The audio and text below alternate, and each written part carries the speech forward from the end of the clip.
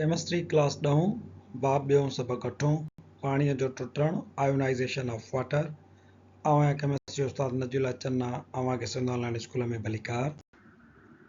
असांजे अॼोके लेक्चर जा मौज़ू आहिनि आयोनाइज़ेशन ऑफ वाटर, पाणीअ जो टुटणु, आयोनिक प्रोडक्ट ऑफ वाटर, के डब्ल्यू जेको असां लिखंदा आहियूं पाणीअ जी आयनी पैदावार, त आयन्स में कीअं थो टुटे, ऐं pH and POH। Self ionisation of water, पाणीअ जो पंहिंजो पाण टुटणु। Reaction in which a molecule dissociates by its own in a process is called as autoionization or self ionization। अहिड़ो कीमियाई अमल जंहिंमें हिकु मॉलिक्यूल पंहिंजो पाण टुटे उनखे ऑटो आयोनाइज़ेशन, सेल्फ आयोनाइज़ेशन, पंहिंजो पाण टुटणु चइबो आहे। मिसाल जे तौर ते पाणी जो मॉलिक्यूल पंहिंजो पाण हाइड्रोजन आयन ऐं हाइड्रो ऑक्साइड आयन में टुटंदो आहे। हाणे हाइड्रोजन आयन ऐं हाइड्रो ऑक्साइड आयन जॾहिं घणी प्रोडक्ट जेका आहे पैदावार थी वेंदी त उहे वरी ॿई पाण में कंबाइन थी करे वरी पाणीअ में तब्दील थी वेंदियूं, त यानी उन्हनि जे विच में हिकिड़ो इक्विलिब्रियम जेको आहे उहो एस्टेब्लिश थी वेंदो। रिवर्सिबल रिएक्शन आहे। Water is a weak electrolyte because it ionises very slightly in ions.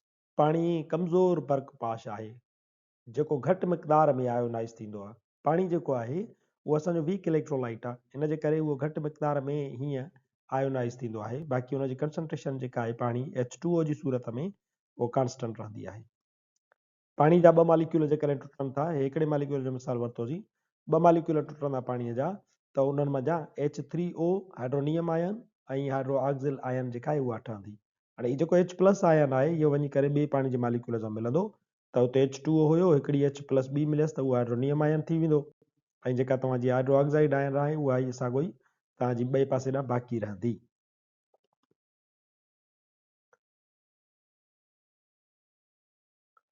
हाणे पाणीअ जे आयोनाइज़ेशन वारो जेको अमल आहे उनजो जेकॾहिं तव्हांखे हिकिड़ी बैलेंस्ड केमिकल इक्वेशन जेकॾहिं मालूम आहे त पोइ सुवाल इहो बि पैदा थी सघे थो त छा तव्हां इन जो इक्विलिब्रियम कांस्टेंट एक्सप्रेशन लिखी सघो था, यानी Kc। त तव्हांखे यादि हूंदो त असां Kc लिखंदा आहियूं molar concentration of products divided by molar concentration of reactants. Products आहिनि ही, तंहिंजे करे ही असांजो अची वेंदो मथां मोलर कंसंट्रेशन जी सूरत में डिवाइडेड बाय रिएक्टेंट अथसि H2O, त उहो असांजो हेठां अची वेंदो। सो असांखे लिखणो पवंदो Kc is equal to molar concentration of products divided by molar concentration of reactant. हाणे जीअं त असांखे मालूम आहे त कंसंट्रेशन ऑफ वाटर जेका हूंदी आहे उहा ऑलमोस्ट कांस्टेंट हूंदी आहे, तंहिंजे करे जेका मथी इक्वेशन आहे उनखे असां रीअरेंज करे सघूं था।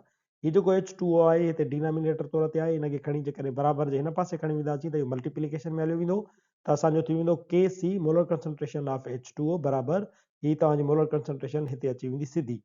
असांजी नई इक्वेशन थी वेंदी Kc molar concentration of H2O बराबरि molar concentration of hydrogen ion and multiplied by molar concentration of hydro oxide आयन।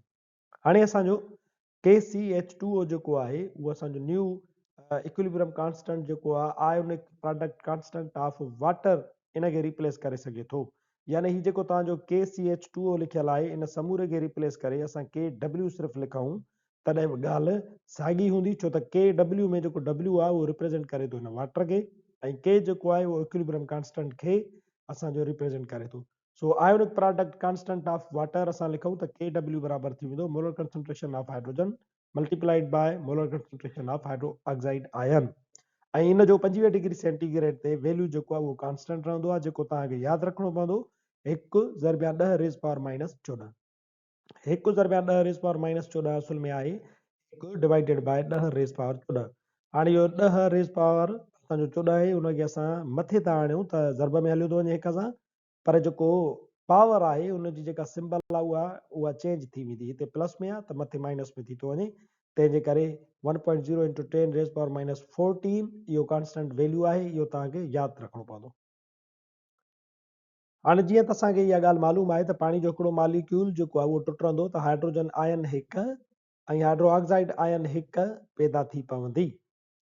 तो उनजो वैल्यू आहे असां वटि कांस्टेंट जेको वैल्यू आहे 25 डिग्री सेंटीग्रेड ते उहो आहे molar concentration of hydrogen ion and molar concentration of hydro oxide आयन जो 1.0 यानी असांजी जेका हाइड्रोजन आयन आहे या हाइड्रो ऑक्साइड जेका आयन आहे उन्हनि ॿिन्ही जो जेको वैल्यू आहे उहो तव्हांजो 1.0 आहे। इन जो मतिलबु इहो आहे त हाइड्रोजन आयन जी कंसंट्रेशन ऐं हाइड्रो ऑक्साइड आयन जी कंसंट्रेशन जेका आहे उहा ॿई पाण में बराबरि हूंदी। हाणे जेकॾहिं बराबरि हूंदी त असां ईअं था कयूं त हाइड्रो ऑक्साइड आयन जी जॻह ते असां वरी हाइड्रोजन आयन जी कंसंट्रेशन लिखूं था। मिसाल जे तौर ते मोलर कंसंट्रेशन ऑफ हाइड्रोजन आयन, मोलर कंसंट्रेशन ऑफ हाइड्रोजन आयन, हिन जी जॻह ते असां हाइड्रोजन आयन रखीसीं, वैल्यू असां साॻियो ई रखियोसीं 1.0 ज़रबिया 10 रेज़ पावर माइनस 14। त असां हाणे हिनखे जेकॾहिं ॿिन्ही खे मिलायूं त हिनखे असां स्क्वायर जी सूरत में लिखी सघूं था। Molar concentration of hydrogen ion whole square is equal to 1.0 into 10 raise power minus 14। हाणे असां छा कयूं त जेकॾहिं अहिड़ा स्क्वायर खे असां ख़तमु करणु चाहियूं त असां छा कंदासीं त ॿिन्ही पासे असां वठंदासीं अंडर रूट। तो हिते हिन पासे ॾांहुं बि असां अंडर रूट खयोंसीं, under root molar concentration of hydrogen ion whole square ऐं हेॾां बि असां अंडर रूट खयोंसीं 1.0 इंटू 10 रेज़ पावर माइनस 14। हाणे इन असां पावर खे ख़तमु कंदासीं त छा थींदो, असांजो जेको स्क्वायर आहे उहो ख़तमु थी वेंदो हेॾां, त तव्हांजो अंडर रूट जेको आहे उहो पिणु ख़तमु थी वेंदो। असांखे मिलंदो हाइड्रोजन आयन बराबरि under root 1.0 into 10 raise power minus 14।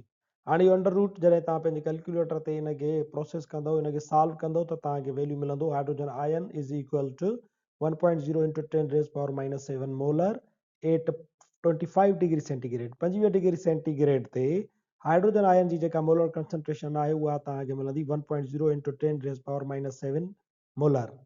इहा ई वरी हाइड्रो ऑक्साइड आयन जी मोलर कंसंट्रेशन बि थींदी 1.0 into 10 raise power minus 7 molar. हाणे जीअं त इहे जेके नेगेटिव वारा अंग आहिनि इहे तमामु वॾा अंग आहिनि, नेगेटिव एक्सपोनेंट वारा, इन्हनि खे डील करणु तमामु ॾुखियो हूंदो आहे। So it is convenient to convert these figures into a positive figure using a numerical system. असां हिकिड़ो न्यूमेरिकल सिस्टम इस्तेमालु कंदे इन्हनि वॾनि नेगेटिव एक्सपोनेंट्स वारनि अंगनि खे डिजिट्स खे असां पॉजिटिव फिगर्स में तब्दील कयूं था। इहो तरीक़ेकार आहे त असां कॉमन बेस जेको आहे 10 खणंदासीं, त जेको असांखे फिगर मिलियल आहे उनजो लागार्थम असां खणी करे बेस 10 खे ऐं उनखे मल्टीप्लाए कंदासीं असां -1 सां, ऐं असांजो फार्मूलो हूंदो हुन में pH बराबरि आहे negative logarithm of hydrogen ion जी मोलर कंसंट्रेशन। मिसाल जे तौर ते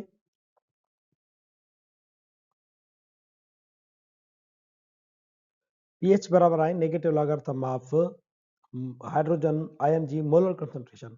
With reference to this equation, इन इक्वेशन जे लिहाज़ खां हिकिड़ी स्केल जेका आहे उहा डेवलप कई वई आहे, जंहिंमें असांजी molar concentration of hydrogen ions जेका आहे उहा असांखे ॾेखारियल आहे, ऐं उन स्केल खे असां सॾींदा आहियूं pH स्केल। इहा pH स्केल जेका आहे उहा 0 खां 14 ताईं रेंज कंदी आहे। हिन स्केल जे मूजिबि जेकॾहिं असां pH जेका पाणीअ जी आहे उहा कैलकुलेट कयूं त उहा कुझु हिन तरीक़े सां थींदी। pH is equal to negative logarithm of hydrogen ion, pH is equal to negative logarithm of, हाणे हाइड्रोजन आयन जी असां जेका कंसंट्रेशन आहे उहा असां रखूं 1.0 इंटू 10 रेज़ पावर माइनस 7। तव्हां कैलकुलेटर ते 1.0 ज़रबिया 10 रेज़ पावर माइनस 7 जो नेगेटिव लागार्थम कढंदो त तव्हांखे जवाबु मिलंदो 7। सो पाणीअ जी pH 5 डिग्री सेंटीग्रेड ते घणी हूंदी, 7। ईअं ई वरी असां सिमिलरली साॻे ई तरीक़े सां pOH पिणु कढी सघूं था। pOH बि बराबरि थी वेंदी negative logarithm of molar concentration of hydro oxide ion. pOH बराबरि negative logarithm of hydro oxide ion molar concentration, हुनजो वैल्यू साॻियो ई असां हिते पुट कंदासीं ब्रैकेट जे अंदरि 1.0 ज़रबिया 10 रेज़ पावर माइनस 7। तव्हां कैलकुलेटर ते 1.0 ज़रबिया 10 रेज़ पावर माइनस 7 जो नेगेटिव लागार्थम कढंदो त तव्हांखे जवाबु मिलंदो 7, यानी 25 डिग्री सेंटीग्रेड ते पाणी जो pOH छा थींदो, 7। इन जे करे पाणीअ खे 25 डिग्री सेंटीग्रेड ते न्यूट्रल सम्झो वेंदो आहे, न उहो एसिड आहे न ई वरी उहो बेस आहे।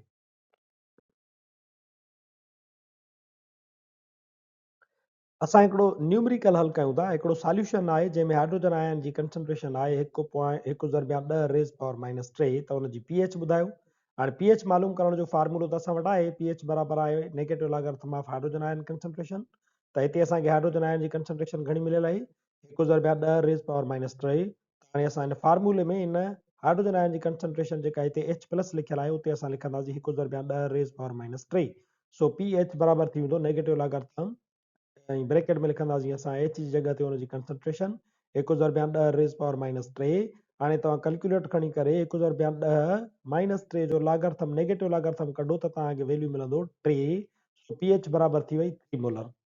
हाणे हिनजी जेकॾहिं pOH तव्हां कढणु चाहियो था त हुनजे लाइ हिकिड़ो फार्मूलो आहे, उहो तव्हां इस्तेमालु कंदव pH प्लस pOH बराबरि 14, यानी pH ऐं pOH छा थींदो आहे 14 जे बराबरि आहे। तंहिंजे करे असां हाणे छा कयूं त pH असांखे मालूम करणी आहे, तंहिंजे करे pH खे असां फिराए हेॾां आणींदासीं।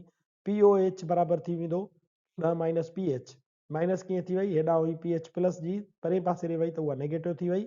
सो POH साॻियो ई बराबरि साॻियो ई 14 साॻियो ई हेठि लाथोसीं। pH हेॾां प्लस जी हुई, परे पासे ॾांहुं वई त नेगेटिव pH थी वई। हाणे नेगेटिव pH जो असां वैल्यू रखूं त उहो आहे 3। सो POH बराबरि थी वेंदो 14 माइनस 3 बराबरि असांखे जवाबु मिलंदो POH असांजी आहे 11 molar. What is pH and what is POH? pH छा आहे ऐं POH छा आहे? Measurement of the concentration of hydrogen ions in a solution. pH छा आहे? कंहिं बि ॻार जे अंदरि हाइड्रोजन आयन जी कंसंट्रेशन जी माप खे असां pH चऊं था। It may also be defined as the negative logarithm of hydrogen ion. इन खे असां ईअं बि डिफाइन करे सघूं था त pH छा आहे? नेगेटिव लॉगरिथम ऑफ हाइड्रोजन आयन मोलर कंसंट्रेशन, ईअं बि असां चई सघूं था। नंबर ॿियो आहे त POH छा आहे? Measurement of the concentration of hydroxyl ions in a solution. कंहिं बि ॻार जे अंदरि हाइड्रोक्सिल यानी OH नेगेटिव आयन जी कंसंट्रेशन जी माप खे असां चऊं था POH। इन खे बि साॻे ई तरीक़े सां असां ईअं बि डिफाइन करे सघूं था त POH is equal to negative logarithm of hydroxyl ion जी मोलर कंसंट्रेशन। असांजो जेको लेक्चर त पुॼाणी ते पहुचे थो, वरी हाज़ुर थींदासीं नए लेक्चर सां गॾु। तेसीं ताईं ॾिसंदा रहो सिंध ऑनलाइन स्कूल।